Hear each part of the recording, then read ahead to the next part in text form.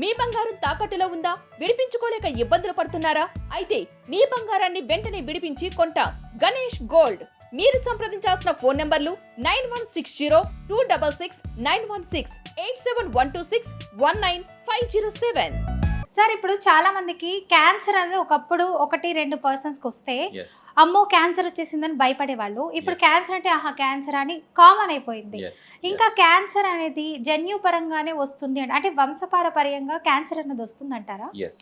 So ఈ cancer అనే దానికి రకరకాల కారణాలు ఉంటాయండి. గ్రాస్గా ఈ కారణాలు మనం గనక చర్చించుకుంటే ఒకటి కొన్ని జన్యు కారణాల వలన రావచ్చు. అట్లాగే పొల్యూషన్, మనం తీసుకునే ఆహారం, పీల్చే గాలి, ఇట్లాంటి రకరకాల కారణాల రీత్యా క్యాన్సర్ వచ్చే అవకాశం ఉంటుంది. అన్నిట్లో ఒక భాగం ఎక్కువ కాంట్రిబ్యూట్ చేయొచ్చు, కొంత భాగంలో తక్కువ కాంట్రిబ్యూట్ చేయొచ్చు. కానీ ఇట్స్ ఆల్వేస్ ఏ కాంబినేషన్. ఈ ఫ్యాక్టర్ ఉందంటే 100% క్యాన్సర్ వస్తుందని లేదు. సో అన్ని ఫ్యాక్టర్స్ కలిసి క్యాన్సర్కి కారణం అవ్వచ్చు. కొన్ని ఫుడ్ హ్యాబిట్స్, తీసుకునే వాటర్, అట్లాగే పొల్యూషన్, అట్లాగే వాళ్ళలో ఉన్న జెనెటిక్ హ్యాబిట్స్, ఇవన్నీ సమిళీకృతమై క్యాన్సర్గా ఆవిర్భవించే అవకాశం ఉంది. ఫర్ ఎగ్జాంపుల్ చెప్తాను, అన్ని క్యాన్సర్స్లో చూస్తే జెనెటికరీ రిలేటెడ్ 10-15% మాత్రమే ఉంటుంది. సో కన్ఫ్యూజన్ ఎక్కడ ఉంటుందంటే, సపోజ్ ఒక ఫ్యామిలీ ఉన్నారనుకోండి, బ్రదర్స్ సిస్టర్స్ ఉన్నారనుకోండి, వాళ్ళు గ్రో అయిన environment from birth for until marriage కామన్గా ఉంటుంది. వాళ్ళు తీసుకునే ఆహారం కానీ, వాళ్ళు ఆడుకునే పరిస్థితుల్లో కానీ, అట్లాగే వాళ్ళు ట్రావెల్ చేసే విధానం కానీ, వాళ్ళు నివసించే ఇల్లు కానీ అన్ని కామన్గా ఉంటుంది. సపోజ్ వాళ్ళలో క్యాన్సర్ వచ్చిందంటే మనం 100% ఖచ్చితంగా ఆ ఎన్విరాన్మెంట్ ఫ్యాక్టర్స్ వల్ల వచ్చిందా ఆర్ జెనెటిక్ ఫ్యాక్టర్స్ వల్ల వచ్చిందా అనేది ఖచ్చితంగా చెప్పడానికి అన్ని సందర్భాల్లో కుదరదు.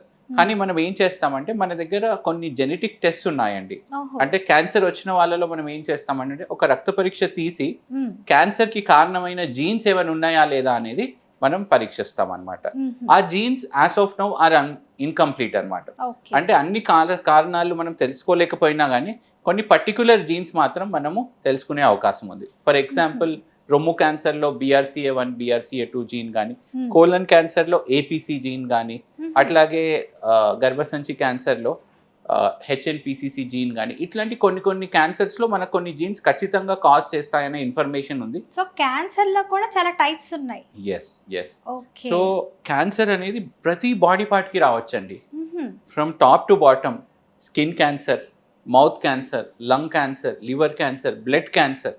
సో ఏ బాడీ పార్ట్ క్యాన్సర్ నుంచి రెసిస్టెంట్ కాదు. సో క్యాన్సర్ అన్ని బాడీ పార్ట్స్, అన్ని అవయవాలకు వచ్చే అవకాశం ఉంటుంది. అసలు మనకి క్యాన్సర్ ఉంది అని ఎలా తెలుసుకోవచ్చు అండి? అంటే లక్షణాలు ఏమొస్తాయి? ఎస్. సో క్యాన్సర్ ఏంటంటే, ఇందాక చెప్పినట్టు ఏ బాడీ పార్ట్ నుంచి అయినా వచ్చే అవకాశం ఉంది. అందువల్ల ఒక స్పెసిఫిక్ సిమ్టమ్ క్యాన్సర్కి అని మనం ఖచ్చితంగా చెప్పడానికి ఉండదు. ఫర్ ఎగ్జాంపుల్ చాలా క్యాన్సర్ లక్షణాలు నార్మల్ సిమ్టమ్స్ వల్లే ఉంటాయి. ఫర్ ఎగ్జాంపుల్ డిస్కస్ చేసుకుందాం మౌత్ క్యాన్సర్లో. మౌత్ క్యాన్సర్లో సపోజ్ క్యాన్సర్ ఆవిర్భవిస్తే చాలా మందికి మనకు అల్సర్స్ వస్తాయి. సో 2-3 వారాలు దాటిన తర్వాత కూడా అల్సర్ హీల్ అవ్వకపోతే అది క్యాన్సర్గా మారే అవకాశం ఉంటుంది అనమాట. అదొకటి. అట్లాగే లంగ్ క్యాన్సర్లో కొంతమందికి దగ్గు కానీ, తెమెడలో బ్లడ్ పడడం కానీ, ఇది వచ్చింది అనుకోండి, క్యాన్సర్ లక్షణం కావచ్చు. కానీ 2-3 వారాలు దాటిన తర్వాత కూడా ఏం రెస్పాన్స్ అవ్వకపోతే క్యాన్సర్ ఉందో లేదో అనేది మనం టెస్ట్ చేయాల్సి వస్తుంది. కొంతమందికి ముక్కు నుంచి కూడా రక్తం కారుతూ ఉంటుంది. సో అలా కూడా క్యాన్సర్ అంటారా? ఎస్. సో నేను చెప్పదలుచుకుంటే ఏంటంటే, క్యాన్సర్ సిమ్టమ్స్ అనేవి నార్మల్ సిమ్టమ్స్తో మిమిక్ అయ్యే అవకాశం ఉంటుంది. సో కొన్ని కామన్ సిమ్టమ్స్ ఆఫ్ క్యాన్సర్ ఉంటుందండి అన్ని. సో వీటిలో మనం కొద్దిగా ప్రత్యేక దృష్టి సారించాలన్నమాట. ఇవి వస్తే ఒక స్టెప్ మనం ప్రొయాక్టివ్గా ముందుకెళ్ళి డాక్టర్ గారికి వెళ్ళి మనము పరీక్షలు చేయించుకోవాలి. ఫర్ ఎగ్జాంపుల్ బాడీలో ఏమన్నా న్యూ గ్రోత్, అన్ఈవెన్ గ్రోత్ వచ్చినా కానీ, అంటే మెడలో కానీ, రొమ్ములో కానీ, చంక భాగంలో కానీ, ఏ ప్రాంతంలో న్యూ స్వెల్లింగ్స్ వస్తే ఇది క్యాన్సర్కి కారణం ఉండొచ్చు. చాలా మందిలో చిన్న స్వెల్లింగ్స్ చాలా సంవత్సరాలుగా ఉంటాయి. వాటిని లైపోమాస్, కొవ్వు గ్రంథులు అన్నట్టు అంటాం. వాటి వల్ల ఎటువంటి ప్రాబ్లం ఉండదు. రెండోది ఏంటంటే, ఏం ఎక్స్ప్లెనేషన్ లేకుంటే బరువు తగ్గిపోతుంటాయి. 2-3 మంత్స్ బాగానే ఉన్నారు, 2-3 మంత్స్ నుంచి చాలా సన్నగా అయిపోతున్నారు. అట్లాగని డైట్ ఏం చేయట్లేదు, అట్లాగే హెవీ ఎక్సర్సైజ్ చేయట్లేదు. అంటే ఏ కారణం లేకుండా బరువు తగ్గిపోతే దీన్ని అన్ఎక్స్ప్లెయిన్డ్ వెయిట్ లాస్ అంటాం. ఇది అండర్లైన్ క్యాన్సర్ ఒక సిమ్టమ్ అయి ఉండొచ్చు. వెయిట్ లాస్ అయినా కూడా క్యాన్సర్ వచ్చిందని అనుకోవచ్చు. అంటే చాలా మంది బరువు తగ్గడానికి రకరకాల కార్యక్రమాలు చేస్తూ ఉంటారు. కొంతమంది డైటింగ్ చేసినా గానీ, కొంతమంది ఎక్సర్సైజ్ చేసినా గానీ, కొంతమంది ఇతర ఇంజెక్షన్స్ తీసుకున్నా గానీ, కొంతమంది ఏ కారణం లేకుండా బరువు తగ్గారనుకోండి, సో దాన్ని మనం ఖచ్చితంగా ఒక డేంజర్ సైన్గా పరిగణించి లోపల ఏం జరుగుతుందనేది మనము క్షుణ్ణంగా పరీక్షించాల్సిన అవసరం ఉంది. అట్లాగే రొమ్ము క్యాన్సర్లో మనకు లక్షణాలు కనుక చూసినట్లయితే రొమ్ములో కొత్తగా గడ్డలు ఏమైనా వచ్చినా కానీ చాలామంది అంటారు సార్ నొప్పి ఉంటే గడ్డలు ప్రాబ్లమా, నొప్పి లేని గడ్డలు ప్రాబ్లమా అంటే 90% ఆఫ్ క్యాన్సర్వి నొప్పి లేకుండా స్టార్ట్ అవుతాయి అన్నమాట. So painless breast lumps are more problematic అనమాట. సో ఇట్లాంటి లక్షణాలు అంటే కామన్ లక్షణాలు ఏంటంటే అలసిపోవడం కానీ, ఫర్ ఎగ్జాంపుల్ బ్లడ్ క్యాన్సర్ ఉంటుందండి. బ్లడ్లో మనకి నార్మల్గా 3 రకాల కణాలు ఉంటాయి. తెల్ల రక్త కణాలని, ఎర్ర రక్త కణాలని, ప్లేట్లెట్స్ అని ఉంటాయి. బ్లడ్ క్యాన్సర్లో ఇవి 3 తగ్గిపోతాయి. సో తెల్ల రక్త కణాలు తగ్గిపోవడం వల్ల మాటిమాటికి ఇన్ఫెక్షన్ వచ్చే అవకాశం ఉంది. ప్లేట్లెట్స్ తగ్గిపోతే మీరు ఇందాక అన్నట్టు నోస్ నుంచి బ్లీడింగ్ కానీ, ఎక్కడైనా శాంపుల్ తీస్తే అక్కడ నుంచి బ్లీడింగ్ అవ్వడం కానీ, ఇంకేమైనా లక్షణాలు కానీ అయ్యే అవకాశం ఉంటుంది. అట్లాగే మన ఎర్ర రక్త కణాలు తగ్గిపోతే హిమోగ్లోబిన్ శాతం తగ్గిపోతుంది. అప్పుడు నీరసించిపోవడం, అంటే హిమోగ్లోబిన్ 5-6% కి వచ్చేస్తుంది. అప్పుడు ఇలాంటి ప్రమాదం ఎక్కువ ఉంటుంది. అంటే ఇప్పుడు కొందరికి హిమోగ్లోబిన్ 15 తో స్టార్ట్ అయ్యి వాళ్ళకి హిమోగ్లోబిన్ 12 వచ్చినా గానీ అది వరీసమ్ ప్రాబ్లం.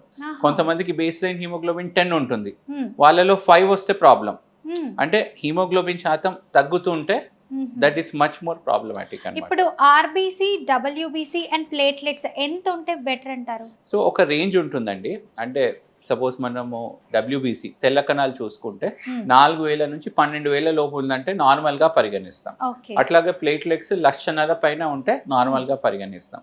అట్లా హిమోగ్లోబిన్ 12 నుంచి 15 మధ్యలో ఉంటే నార్మల్గా పరిగణిస్తాం అన్నమాట. ఓకే సార్, ఇప్పుడు చాలా మంది ఇప్పుడు క్యాన్సర్ అంటున్నాం కాబట్టి ఈ టాపిక్, సో ఇప్పుడు ఇండ్లలో చాలా మందికి ఏసీలు ఎక్కువ ఉన్నాయి. ఒకప్పుడు ఏసీలు లేవు, అప్పుడు బాగుండేవి అంటున్నారు. ఇప్పుడు ఏసీ వల్ల, అది కూడా సమ్మర్ సీజన్లో ఎక్కువ ఏసీ వాడకం ఉంటుంది.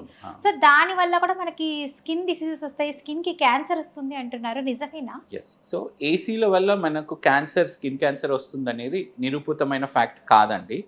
సో ఒక్క కారణం ఉండొచ్చు అని చాలా పరిశోధనలు చేస్తున్నారు. But as of now proven thing ఏం లేదు. స్కిన్ క్యాన్సర్ కి మోస్ట్ ఇంపార్టెంట్ ఏంటంటే సన్ ఎక్స్పోజర్ అండి. సో సన్ ఎక్స్పోజర్ మాటిమాటికి చేస్తుంటే స్కిన్ క్యాన్సర్ వచ్చే అవకాశం ఉంటుంది. అంటే ఇప్పుడు ఏసీలో కాసేపు కూల్గా ఉంటాం, మళ్ళీ బయటికి రాగానే వేడిగా అయిపోతుంది బాడీ. సో అప్పుడు కూడా కొన్ని ఇచ్చింగ్ లాగా వచ్చి అలా క్యాన్సర్ వచ్చేస్తుంది అంటున్నారు. పర్సిస్టెంట్ సన్ ఎక్స్పోజర్ అంటే సపోజ్ డైలీ 5 నిమిషాలు 10 నిమిషాలు సన్ ఎక్స్పోజర్ ఉంటే అది రిస్క్ కాదు.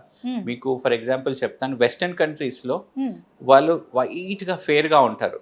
ట్యానింగ్ చేసుకోవడానికి వాళ్ళు బీచెస్కి వెళ్తారు. సో గంటల తరబడి వాళ్ళు సన్ కిందనే ఎక్స్పోజ్ అవుతా ఉంటారు. దట్ అంత లాంగ్ ఎక్స్పోజర్ అంటే 2-3 గంటల కంటే ఎక్కువ సన్ కింద మనము మిట్ట మధ్యాహ్నం సన్ కింద కూర్చుంటే అది క్యాన్సర్ కి కారణం ఉండొచ్చు. కానీ 5 to 10 minutes ఎక్స్పోజర్ లో ఎటువంటి క్యాన్సర్ రిస్క్ ఏమి లేదు. పైగా అది హెల్ప్ఫుల్ బాడీకి. విటమిన్ డి ప్రొడక్షన్ అనేది మనకు సన్ లైట్ నుంచి వస్తుంది అనమాట.